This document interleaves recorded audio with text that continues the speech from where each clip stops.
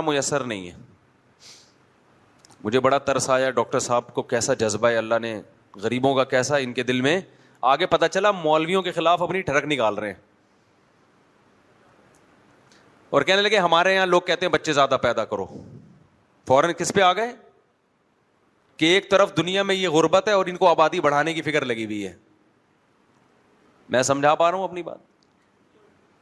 مجھے خیال ہوا میں ان کو کال کر کے کہوں کہ ڈاکٹر صاحب آپ اپنی تنخواہ بتاؤ, اور یہ جو انٹرویو میں ٹی وی میں آپ انٹرویو دینے کے لیے آئے ہو, اس پہ آپ کو لفافے میں پیسے کتنے ملیں گے؟ پھر آپ کے دو کیوں ہیں؟ آپ کے پاس تو پھینکنے کے لیے ڈسٹ بن میں جگہ نہیں ہے, کھانا اتنا بچتا ہوگا آپ کے گھر میں. افریقہ میں کسی کے ایک دو ہو تو سمجھ میں آ رہا ہے نا, کھانے کو روٹی نہیں ہے. آپ کے پاس کیا مسئلہ ہے؟ آپ کے دو کیوں ہیں؟ دیکھ لینا آپ تحقیق کر کے, ان کے بھی ایک آدھ سے زیادہ نہیں ہوتے.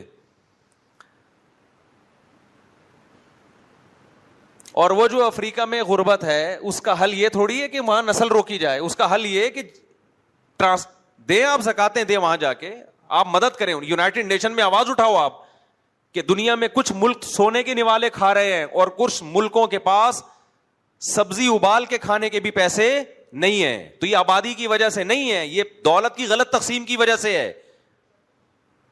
اور یہ جتنے دنیا کے بڑے بڑے تہذیب کے علم بردار ہے نا, انہی کی وجہ سے دنیا میں قحط پڑا ہوا ہے. آپ تحقیق کرو, انہوں نے ہی دولت کو اور وسائل کو اپنے قبضے میں. جہاں آپ دیکھ لو دنیا کے جس زمین, دنیا کے جس کنٹری کی زمین سونا اگلے گی نا, وہیں پر جھگڑے کرائے جائیں گے تاکہ ان وسائل پہ کنٹرول کس کا ہو؟ ہمارا کنٹرول ہو. اور پھر ان ملکوں کو کہا جائے گا تم غریبوں بچے کم پیدا کرو. کیوں؟ وجہ اس کی ہے کہ اگر ان کی آبادی بڑھ گئی ہے, آبادی کی طاقت سے اپنے حقوق کے لیے آواز نہ اٹھانا شروع کر دے. کیونکہ ملک کی طاقت کا اور ملک بڑا یا چھوٹا رقبے سے نہیں ہوتا. بڑا ملک وہ کہلاتا ہے جس کی آبادی زیادہ ہو, چھوٹا ملک وہ کہلاتا ہے جس کی آبادی کم ہو. تو ان کو یہ ڈر ہے کہ ان کی جب آبادی بڑھے گی اپنے حقوق کے لیے آواز اٹھائیں گے دنیا میں. تو ان علاقوں کے وسائل پر قبضہ کرو. جن ملکوں میں غربت ہے ان ملکوں کے پاس وسائل کی کمی نہیں ہے. میں تو گیا ہوں نا, میں اپنی آنکھوں سے دیکھ کر آیا ہوں. جن ملکوں کی زمینوں سے ہیرا نکل رہا ہے, جن ملکوں کی زمین سے گولڈ نکل رہا ہے, ادھر سونے کی کان ہوگی, ادھر ہیرے کی کان ہوگی, اور ادھر گاؤں دیہات میں لوگوں کے پاس سبزی ابالنے کے پیسے بھی نہیں ہوں گے. جی بہت سارے ملک ہیں, کوئی ایک ملک تھوڑی ہے. اور اس ملک میں کہا جا رہا ہے بچے کم پیدا کرو, تم غریب ہو. غریب کہاں ہے؟ ادھر سونے کا پہاڑ ہے اس کے قریب میں, یہ کھودنے دو نا ان کو. میں سمجھا پا رہا ہوں اپنی بات کہ نہیں سمجھا پا رہا؟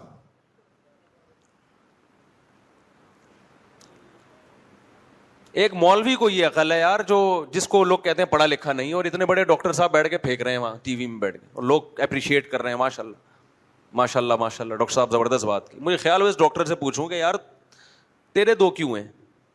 تیرے پاس تو کھانے کے لیے بہت کچھ ہے,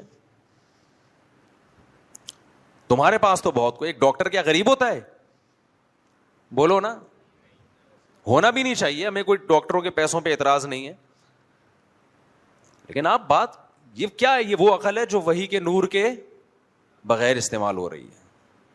یہ گمراہی کی طرف لے کے جاتی ہے عقل انسان کو, یہ برباد کرتی ہے.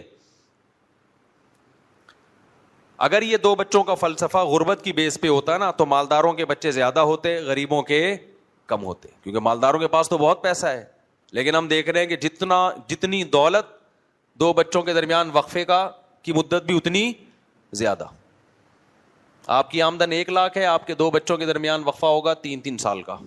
اگر 2 لاکھ ہو گئی تو وقفہ بڑھ کے 6 سال کا ہو جائے گا. اگر آپ 3 کروڑ روپے کما رہے ہو تو بس ایک کے بعد وقفہ ہی وقفہ ہے, پھر ہوگا ہی نہیں دوسرا. اس کا مطلب میرے بھائی یہ سب نعرے ہیں, یہ لیبل ہیں بڑے خوبصورت. اصل میں ہوس ہے, ہوس کہ میری دولت میں قبضہ کر کے بیٹھ جاؤں. اپنے بچے کو کھلانے کے لیے تیار نہیں ہے کہ پیدا ہو گیا تو میری کروڑوں روپے میں میرے ساتھ شریک ہو جائے گا. اور مذہب آپ کو دل بڑا کرنا سکھاتا ہے. بھائی دینے والا کون ہے؟ اللہ ہے. خرچ کر اور دے گا اللہ, نسل مت روک. اور اسی وجہ سے مذہبی لوگوں کا دل بڑا ہوتا ہے, وہ ڈپریشن میں نہیں, تھوڑی تھوڑی تنخواہوں کے بعد بھی خوشی 4 شادیوں کی باتیں کر رہے ہوتے ہیں. پھر آ گیا میں 4 شادیوں پہ کیا کروں. اس کے یہ مثال ہے نا. مجھے لوگ کہتے ہیں مفتی صاحب ریوو میں گھوم رہے ہیں اس لیے 4 شادیوں کی بات کرتے ہیں. میرے بھائی جب ہماری تنخواہ بہت تھوڑی تھی, 4,500 مجھے یہاں ملتے تھے, اس وقت میں تیسری شادی کے لیے رشتہ تلاش کر رہا تھا. اب لوگ کہیں گے بے وقوف تھے. بے وقوف ہم نہیں تھے بھائی, جو ہمیں مشورہ دینے والے تھے وہ بے وقوف تھے اور اب بھی ہیں, اور اب رو رہے ہیں بیٹھ کے. سمجھ میں آ رہی ہے بات؟ پوچھ لو میرے حالات یہاں لوگوں سے. جب میں تیسری کے رشتہ تلاش کر رہا تھا اور میرے پاس قسطوں پہ ایف ایکس لی تھی میں نے,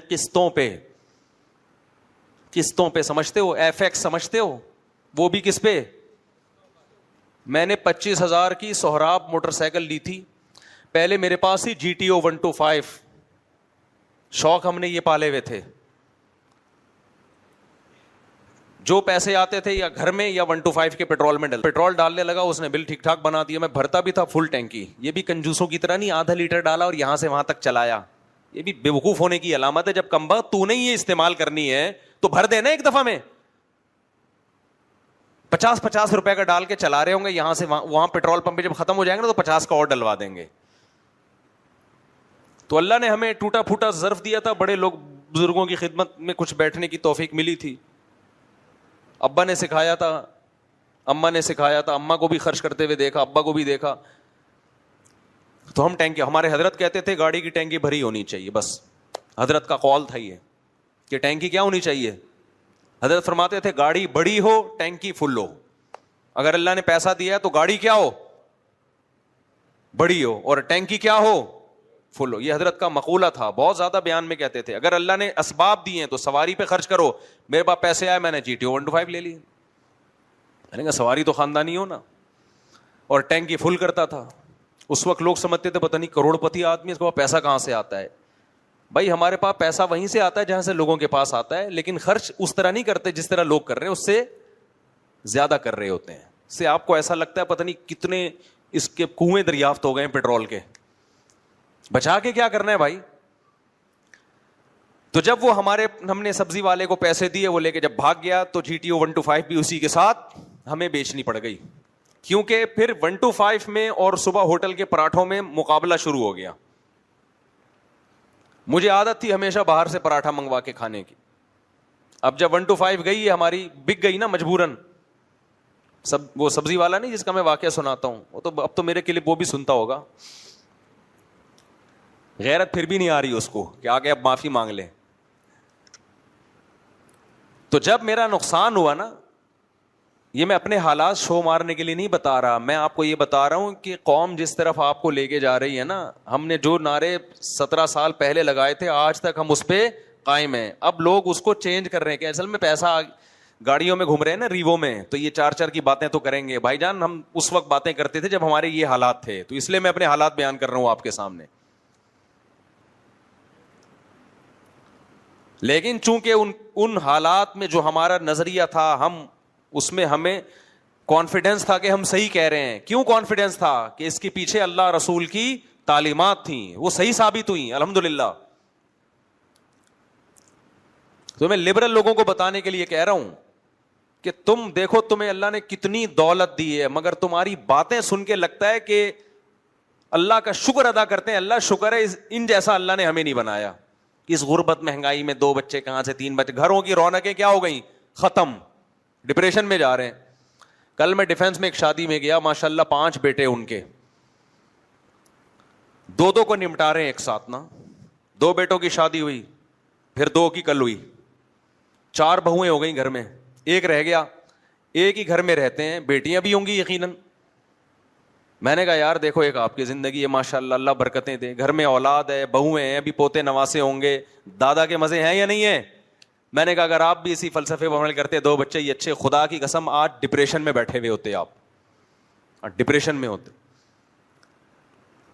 50-55 سال کے بعد انسان کو بہویں چاہیے, اولاد چاہیے, پوتے نواسے چاہیے. یہ ساری جو مستیاں ہیں نا گٹکے اور پان اور لڑکیوں کے پیچھے بھاگنے کی, یہ مستیاں 40 سال کے بعد آہستہ آہستہ بولو مارکیٹ سے شارٹ ہونا شروع ہوتی ہیں.